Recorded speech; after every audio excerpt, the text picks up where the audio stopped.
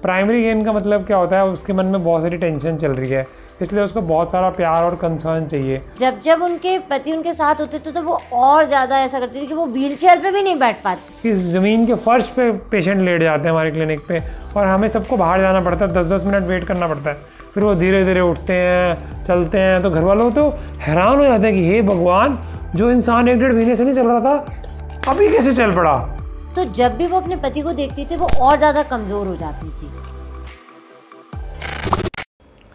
नमस्कार दोस्तों, एक लड़की जिसकी नई नई शादी हुई थी और वो अपने पति से बहुत प्यार करती थी क्योंकि उनकी लव मैरिज थी, और कुछ ही दिनों बाद वो अपने पति से थोड़ी अलग हो गई।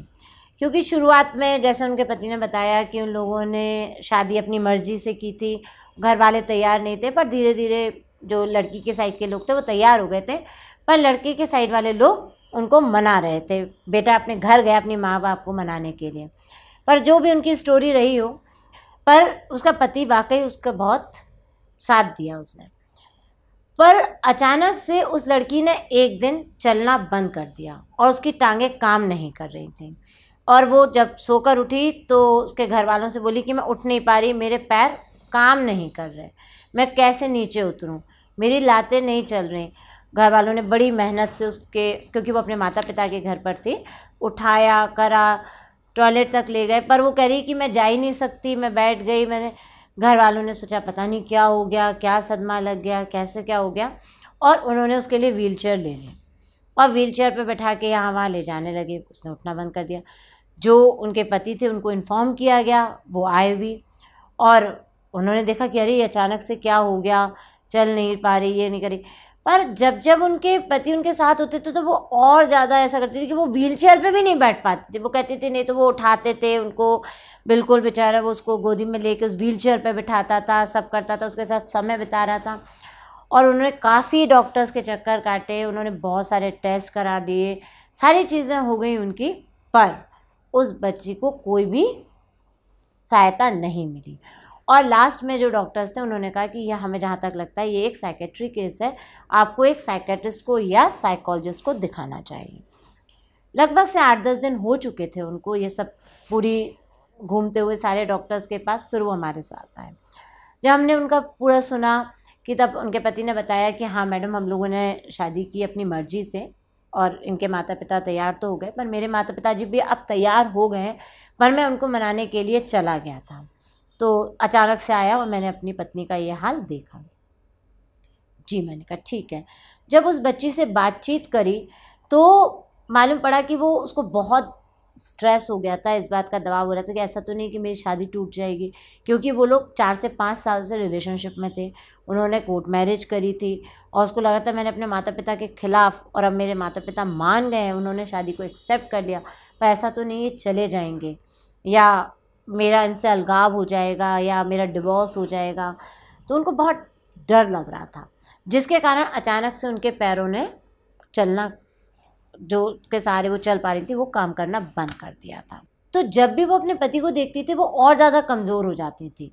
फिर उनकी थेरेपी स्टार्ट करी गई, उनके सेशंस चले, फिर धीरे धीरे उनको सुना गया और उनको रीअश्योरेंस मिला कि नहीं, आपके पति कहीं नहीं जाएंगे। और एक दिन मैंने देखा कि वो उनके घर वालों किसी के साथ उठ ही नहीं रही थी और उनके पति बैठे हुए थे, बोली ये उठा लो उठा लो। मैंने कहा कि अब आप नहीं आओगे, क्योंकि 4 से 5 सेशन हमारे हो चुके थे, तो यहाँ तो बिल्कुल क्लियर कट था कि वो अपने पति को देखकर ही ज़्यादा इस तरीके से व्यवहार करती हैं। तो मैंने उनके हस्बैंड से कहा कि आप बाहर जाओ, और आपको अगर जाना है तो स्वयं ही जाना होगा। वो पहले तो उठी, फिर उन्होंने टेबल पकड़ी, फिर वो दीवार पकड़ी, और उस तरीके से वो अपने पैरों पर चलने लगी। तो यहाँ उनके घर वालों को भी समझ में आ गया कि ये चल सकती हैं, और उनको फिर उनके फैमिली को बताया गया कि नहीं, आपको इस व्यवहार पे ज़्यादा ध्यान नहीं देना है, और ख़ास तौर से उनके पति को समझाया गया कि आप इनके आसपास रहना बंद कीजिए।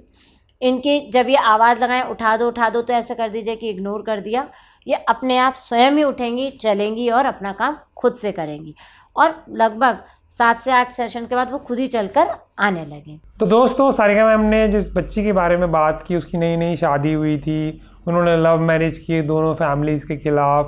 अपनी फैमिली तो उसकी मान गई, बट उसको ये डर लग रहा था कि अगर पति की फैमिली ना माने तो हमारी शादी का क्या होगा। तो स्ट्रेस क्या होगी, इनटॉलरेबल, इनसॉल्वेबल उनके अपने मन में। और इंटरपर्सनल रिलेशनशिप से रिलेटेड, जो कि क्लासिकल एक स्ट्रेस होता है कन्वर्जन डिसऑर्डर में।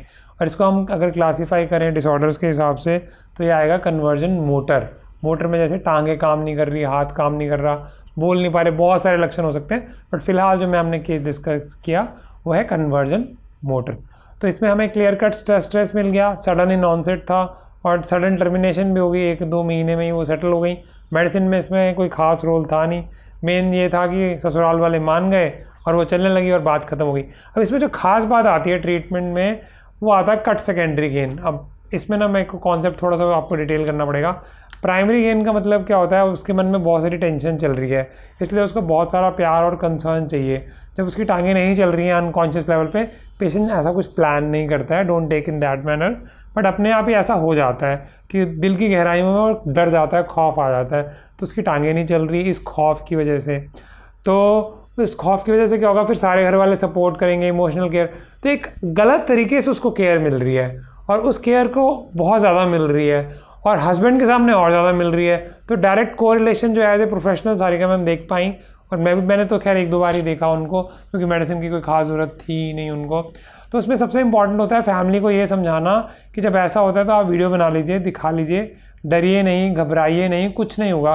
क्योंकि उनको लगता है कि बच्चे को छोड़ देंगे, हाय राम इस स्थिति में छोड़ देंगे, डॉक्टर कैसी बातें कर रहा है या साइकोलॉजिस्ट कैसी बातें कर रहे हैं, बट इसी बात से बात बनती है। बहुत बार तो ऐसा होता है कि ज़मीन के फर्श पे पेशेंट लेट जाते हैं हमारे क्लिनिक पे और हमें सबको बाहर जाना पड़ता है, 10-10 मिनट वेट करना पड़ता है, फिर वो धीरे धीरे उठते हैं, चलते हैं, तो घर वालों तो हैरान हो जाते हैं कि हे भगवान, जो इंसान 1-1.5 महीने से नहीं चल रहा था अभी कैसे चल पड़ा।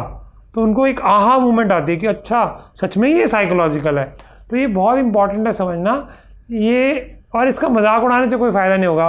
कई बार क्या होता है, कोई नाक बंद कर देता है, कोई पीटने लग जाता है, कोई पानी के छींटे मारता है, कई कुछ करता है, जो जिसको समझ आता है, प्याज सूंघाता है, जुतियाँ सूंघाते हैं, बहुत कुछ होता है जो मैंने खुद भी देखा है। तो इम्पॉर्टेंट बात यह है कि हम इसकी साइंस को समझें, इमोशंस को समझें, उस प्रॉब्लम को सॉल्व करें और यूँ प्रॉब्लम ख़त्म हो जाएगी, जैसा कि इस केस में सारिका मैम ने किया। तो सारिका मैम का धन्यवाद करेंगे इस केस को बहुत अच्छे से मैनेज करने के लिए। और हमारी बाकायदा एक पूरी सीरीज़ है, डिस्क्रिप्शन में मैं कन्वर्जन डिसऑर्डर का वीडियो डाल दूंगा, और इसके अलावा जो और भी टॉपिक्स हैं जिस पे कन्वर्जन के, जैसे स्टूपर है, कन्वर्जन है, अमनीजिया है, एनेस्थीसिया है, उसके बारे में भी आपको वीडियोस मिल जाएंगे। तो आज के लिए दोस्तों इतना ही, धन्यवाद।